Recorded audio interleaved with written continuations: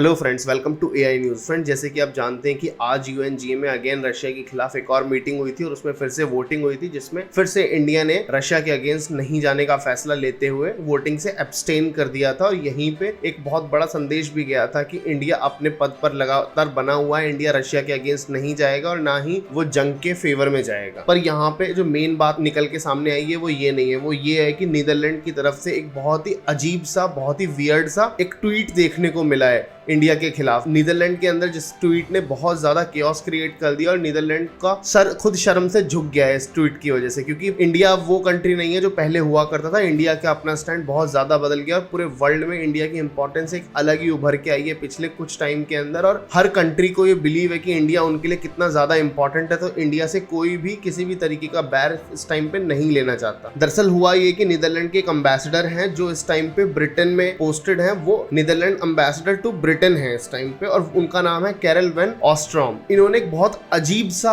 Tweet किया था और इन्होंने ट्वीट के अंदर ये लिखा था कि India should not have abstained in General Assembly and respect the UN charter. और ये जो ट्वीट इन्होंने किया था, ये हमारे जो परमानेंट रिप्रेजेंटेटिव है यूएन के अंदर, टीएस त्रिमूर्ति साहब, उनके एक ट्वीट के ऊपर किया था। उन्होंने उस ट्वीट में अपनी स्टेटमेंट को जो उन्होंने यूएनजीए में दी थी उसको ट्वीट किया था और उस ट्वीट के नीचे उन्होंने ये पूरा अपना ट्वीट दोबारा से किया था। और वहां पे इस ट्वीट के रिप्लाई में इंडिया यूं तो बहुत ज्यादा इस टाइम पे बड़ी पावर बन चुका है, इंडिया चाहता तो नीदरलैंड जैसे छोटे से देश को इंडिया कुछ भी बोल सकता है। जहां पे हम यूएस और यूके की नहीं सुनते, वहां पे नीदरलैंड्स तो हमारे सामने है ही क्या। लेकिन इंडिया ने फिर भी एक डेकोरम और एक रेस्पेक्ट का जेस्चर बनाए रखा और बहुत ही शालीनता भरे स्वभाव में हमारे यूएन के परमानेंट रिप्रेजेंटेटिव टीएस त्रिमूर्ति साहब ने एक बहुत ही प्यारा सा सिंपल रिप्लाई किया था कि kindly do not patronise us ambassador, we know what to do. उनकी ये भाषा थी और देख लीजिए इस भाषा में कितनी शालीनता है। और यहाँ पे अगर इंडिया चाहता तो कुछ और अच्छा जवाब भी दे सकता था और बहुत ही तगड़े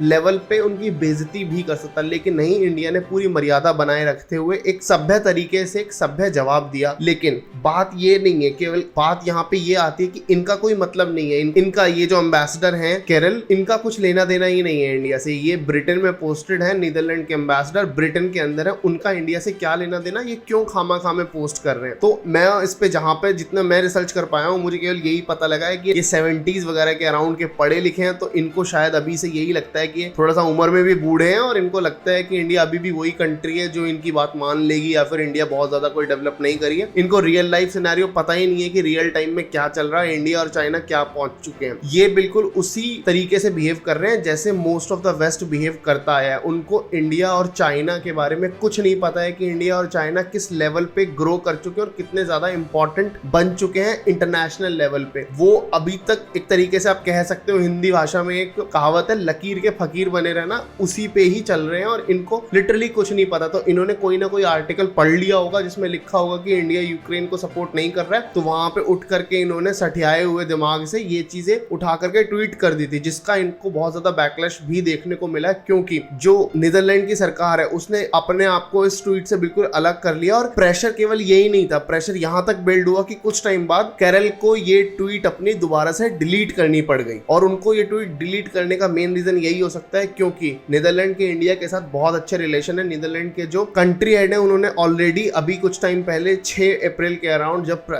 हमारे देश के प्रेसिडेंट रामनाथ कोविंद नीदरलैंड के टूर पे गए थे, तो उनको बहुत ज्यादा ग्रैंड वेलकम दिया गया था। उनके लिए बहुत ज्यादा अलग तरीके के कल्चरल प्रोग्राम्स किए गए थे और बहुत ज्यादा इन्वायरमेंटल इशू, एआई पे और बहुत अलग अलग डिफेंस सेक्टर की चीजों के ऊपर भी बात करी थी और कोलैबोरेशन की बात चली थी। तो यहाँ पे पक्का इंडिया ने इनको बोला होगा कि इतनी बड़ी कंट्री के बारे में आपका बयान देने का क्या मतलब बनता है। हमारी गवर्नमेंट यूक्रेन मुद्दे पे पूरा इंडिया से बात कर रही है और यहाँ पे बयान भी आया था एक बार पहले, जिसमें नीदरलैंड के प्राइम मिनिस्टर ने ये बोला था कि इंडिया और नीदरलैंड्स बिल्कुल सेम पेज पर हैं यूक्रेन मुद्दे को लेकर के और हम इंडिया को पूरी तरीके से सपोर्ट करते हैं। तो यहाँ पे एक तरीके से ये जो ट्वीट है, एक तरीके से इनका बिल्कुल अपना ट्वीट रहा था। इसमें नीदरलैंड एक चीज समझता है कि इंडिया की क्या वैल्यू है, वरना अगर यही टाइम 90s का होता या फिर 2000 वाला भी टाइम होता जो पहले चलता आया था, यहाँ पे नीदरलैंड ये बोल सकता था कि भाई फ्रीडम ऑफ स्पीच है, हर किसी को बोलने का हक है और इसका कुछ नहीं होता। लेकिन इस टाइम पे इंडिया जिस लेवल पे पहुंच चुका है वो हर कोई जानता है और इसी वजह से इस ट्वीट को बहुत ज्यादा सीरियसली लिया गया और उसको तुरंत फोर्स किया गया इन लोग को डिलीट करने के लिए और इनको एंड में डिलीट करना पड़ा। ये दर्शाता है कि इंडिया अपने आप में कितना ज्यादा स्ट्रांग बन चुका है इंटरनेशनल लेवल पे। आपको क्या लगता है, इंडिया को जिस तरीके से इसका जवाब देना चाहिए था उस तरीके से जवाब दिया या फिर और ज्यादा सख्त लहजे में इसका इसका जवाब देना चाहिए था? कमेंट करके अपनी राय बताना बिल्कुल ना भूलें। Thank you very much for watching this video.